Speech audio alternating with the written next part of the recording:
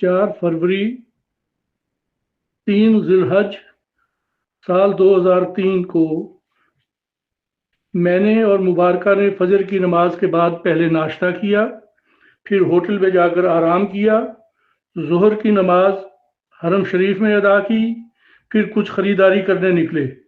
وہاں پاکستانی طرز کے لباس نہیں مل رہے تھے، مجبوراً عربی ملبوسات پر گزارا کرنا پڑا۔ واپس آ کر جب ہم دونوں نے عربی لباس پہن کر انہیں چیک کرنا چاہا تو عربی لباس میں ملبوس ایک دوسرے کو دیکھ کر ہنسنے لگے۔ میں تو ہنستا ہی رہا، لیکن ہنستے ہنستے مبارکہ کی آنکھوں میں نمی سی آ گئی۔ اسے اپنے سامان کی گمشدگی کا بہت دکھ تھا۔ میں نے اسے تسلی دی کہ پرانے زمانے میں لوگ بہت تکالیف اور دکھ اٹھا کر مکہ پہنچ پاتے تھے۔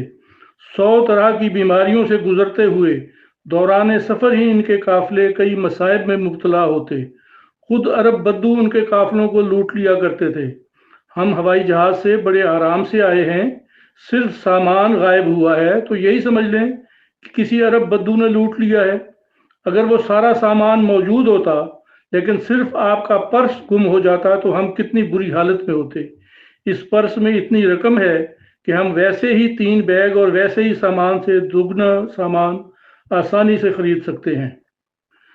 4 فروری کو خانہ کعبہ کی زیارت کی تو منظر بہت بدلا بدلا سا لگا۔ غلاف کعبہ کو اس کے اصل مقام سے شاید اندازاً 1.5-2 میٹر اونچا کر دیا گیا تھا اور اس کے نیچے سفید لٹھا قسم کا کپڑا سلائی کر دیا گیا تھا۔ یہ صورت دیکھ کر دل کو دھچکا سا لگا۔ کعبہ شریف غلاف میں اس رد و بدل کے باعث پھیکا پھیکا سا لگ رہا تھا۔ حتیم کی روشنی بھی بجھی بجھی سی تھی۔ پتہ نہیں یہ عالمی صورتحال پر خانہ کعبہ کی اداسی کا منظر تھا یا ویسے ہی میرے اپنے اندر کی اداسی تھی۔ ویسے یہ بات مجھے سمجھ آ گئی تھی کہ بہت زیادہ عقیدت مند حجاج حج کے رش سے فائدہ اٹھا کر غلاف کعبہ کے ٹکڑے کینچی سے کاٹ کر گھروں میں تبرک کے طور پر لے جاتے رہے ہیں، چوری کیا ہوا تبرک۔ غالباً اسی وجہ سے حکومت نے حفاظتی تدبیر کے طور پر غلاف کعبہ کو اونچا کر دیا تھا۔ یہ مناسب تدبیر تھی، لیکن اس تبدیلی سے یوں لگتا تھا جیسے دل اور کعبہ دونوں ہی اداس ہیں۔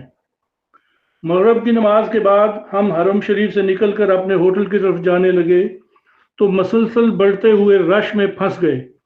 حجاج کی آمد میں اضافہ ہوتا جا رہا تھا۔ سڑکوں پر کپڑا بچھا کر سامان بیچنے والے موجود، سڑک پر بے ترتیب ٹریفک کا ہجوم اور تنگ سڑکیں۔ نماز کے بعد حرم شریف سے نکلنے والے حجاج کا ہجوم اتنا زیادہ تھا کہ ہم دونوں اس میں پھنس کر رہ گئے۔ میں مبارکہ کو سنبھالنے کی کوشش کر رہا تھا کہ پیچھے سے ایک تیز ریلا آیا جس میں ہم دونوں تنکے کی طرح بہہ نکلے۔ مبارکہ کی حالت اتنی غیر ہو گئی کہ شارع خالد بن ولید پر واقع ایک دکان تسجیلات الاسلامیہ الخلفاء کے تھڑے پر کھڑے ایک صاحب نے پہلے مبارکہ کے چہرے پر پانی کے چھینٹے مارے اور پھر اسے کھینچ کر دکان کے اندر کر لیا۔ میری بھی جان میں جان آئی۔ دکان کے تھڑے پر چڑھے تو دیکھا وہاں پہلے سے ایسی چند اور خواتین بھی پناہ گزین تھیں اور بری طرح ہانپ رہی تھیں۔ دراصل اس ایریا کا ہمارا سابقہ تجربہ عمرہ کے عام دنوں کا تھا۔ ہمیں اندازہ ہی نہیں تھا کہ حج کے دنوں میں رش کی وجہ سے ایسی خوفناک صورتحال بھی پیش آ سکتی تھی۔ اس تجربہ کے بعد ہم نے یہ احتیاط شروع کر دی کہ نماز کے بعد لگ بھگ 1 گھنٹہ تک حرم شریف کے اندر ہی بیٹھے رہتے تاکہ رش کا زور ٹوٹ جائے۔ 6 فروری 5 ذی الحج کا دن گزشتہ 2 دنوں کی طرح گزارا، تاہم 6 اور 7 فروری کی درمیانی رات ہم نے حرم شریف میں جاگ کر گزارنے کا ارادہ کیا۔ چنانچہ بفضل ہی تعالی صحن کعبہ میں بیٹھ کر شب بیداری کی توفیق بھی ملی۔ نوافل کی ادائیگی اور تلاوت قرآن پاک کے ساتھ جی بھر کر دعائیں کرنے کی توفیق بھی ملی۔ طواف کعبہ کرنے والوں کے بڑھتے ہوئے ہجوم کے باوجود صحن کعبہ میں ہی رات گزارنے کی توفیق مل جانا بہت بڑی بات تھی۔ اس شب بیداری کا سب سے بڑا اجر دیدار کعبہ کی صورت میں ملتا رہا۔ 7 فروری کا دن چڑھا تو نماز فجر کے بعد ہم لوگ صحن کعبہ سے اٹھ کر حرم شریف کے اس حصے میں آ گئے جو باب الملک فہد والی سائٹ پر تھا۔ یہاں ہم نے ایسی جگہ حاصل کر لی جہاں سے خانہ کعبہ دکھائی دیتا رہتا۔ یہاں ہمیں 2 ہلکے سے مسائل کا سامنا کرنا پڑا۔ ہم نے اپنی ضرورت کے مطابق جگہ سنبھال رکھی تھی، ایک بار مبارکہ باتھ روم تک گئی تو اس دوران متعدد افراد نے خالی جگہ پر قبضہ کرنے کی کوشش کی، بڑی مشکل سے ان سب سے جگہ بچائی۔ جب میں باتھ روم کے لیے گیا تو تب مبارکہ کو بھی یہی مشکل درپیش رہی۔ دوسرا مسئلہ صرف میرے لیے تھا۔ ہماری صف سے اگلی صف میں 3 خواتین نے ڈیرے ڈالے ہوئے تھے۔ آب زمزم کے کولرز کے ساتھ بیٹھی ہوئی ان خواتین نے قرآن شریف پڑھنا شروع کر دیا۔ پھر انہوں نے ثواب کی غرض سے کولرز سے گلاسوں میں پانی بھر بھر کر وہیں سے آگے بڑھانا شروع کر دیے۔ ان کے ثواب کمانے کی نیت نے مجھے بلا وجہ گناہ گار کیے رکھا۔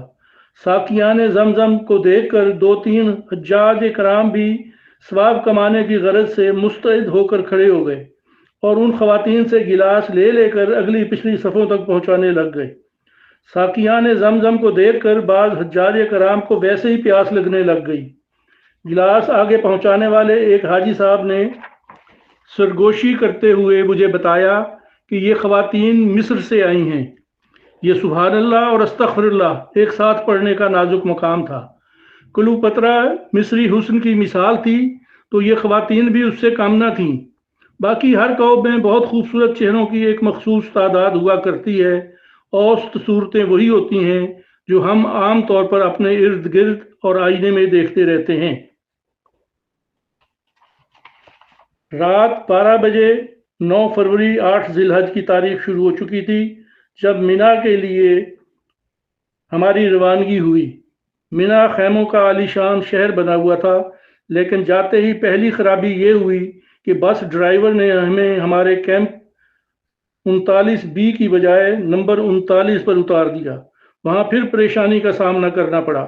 مبارکہ کی طبیعت بگڑنے لگی، وہ تھک ہار کر سڑک کے کنارے پر ہی بیٹھ گئی۔ آخر ایک ویگن آئی اور ہمیں اصل ٹھکانے پر لے گئی۔ بس میں بیٹھے ہوئے دور سے خیموں کو دیکھ کر مجھے لگا تھا کہ ان کے اندر مجھے گھٹن ہو سکتی ہے، لیکن نہ صرف خیمے بے حد کشادہ تھے بلکہ ان کے اندر بڑے بڑے ایئر کنڈیشن لگے ہوئے تھے۔ گھٹن کی بجائے سردی لگنے لگی۔ اگلے روز 10 فروری 9 ذی الحج کو صبح سویرے ہی عرفات کے لیے روانگی ہوئی۔ وقوف عرفات حج کا رکن اعظم ہے۔ یہاں حج کا خطبہ ہوتا ہے اور مسجد نمرہ میں خطبہ عید ہوتا ہے، اور اس سے ملک بڑے میدان میں نماز باجماعت کے ساتھ اپنے اپنے گروپوں میں نماز باجماعت کا انتظام ہوتا ہے۔ ہم نے اپنے ہی گروپ میں نماز باجماعت پڑھی۔ یہاں گروپ سے مراد صرف یہ ہے کہ ہم جس حصے میں مقیم تھے وہاں کے سارے لوگوں نے باجماعت نماز ادا کی۔ شام ہونے کے بعد یہاں سے مزدلفہ کے لیے روانگی ہوئی۔ یہ ایک کھلا میدان ہے۔ یہاں بے سر و سامانی کی حالت میں کسی چھت کے بغیر اور مرد عورت کی کسی تفریق کے بغیر جہاں جگہ ملے وہاں رہ کر پوری رات عبادت میں گزارنی ہوتی ہے۔ لاکھوں لوگوں کا ہجوم یکجا ہوا تو گرد و غبار بھی بہت زیادہ بڑھ گیا۔ روایت ہے کہ مزدلفہ میں جو کوئی ساری رات جاگ کر دعا مانگتا رہے اس کی دعا قبول ہوتی ہے۔ حقیقتاً دن بھر میدان عرفات میں عبادت کے بعد مزدلفہ پہنچنے تک ہی انسان اتنا تھک جاتا ہے کہ اس کا رات بھر جاگنا ہی مشکل ہو جاتا ہے، اور پھر ان حماق کے ساتھ دعا مانگنے کی کیفیت پیدا ہونا تو اور بھی مشکل ہو جاتا ہے۔ شاید اسی لیے اسی موقع پر قبولیت دعا کا چانس زیادہ کر دیا گیا کہ مانگنے والوں کو اتنا ہوش ہی کہاں ہوگا۔ مزدلفہ میں سب کچھ غیر منظم تھا۔ کوئی سونا چاہے تو جیسے چاہے جہاں چاہے دستیاب صورتحال کے مطابق سو سکتا تھا۔ محرم اور غیر محرم کی کوئی تفریق نہ تھی، بس کوئی اپنے طور پر احتیاط کر لے تو کر لے۔ یہاں کے گرد و غبار کی وجہ سے مبارکہ کی حالت ایک دفعہ پھر بگڑ گئی، لیکن اب صبر کے ساتھ تکلیف برداشت کرنے کے سوا کوئی چارہ نہ تھا۔ خود مجھے بھی کھانسی کی تکلیف ہو گئی تھی اور کھانس کر برا حال ہو گیا تھا۔ یہیں سے میں نے مینا میں شیطان کو مارنے کے لیے اپنے اور مبارکہ کے حصے کی کنکریاں جمع کر لیں۔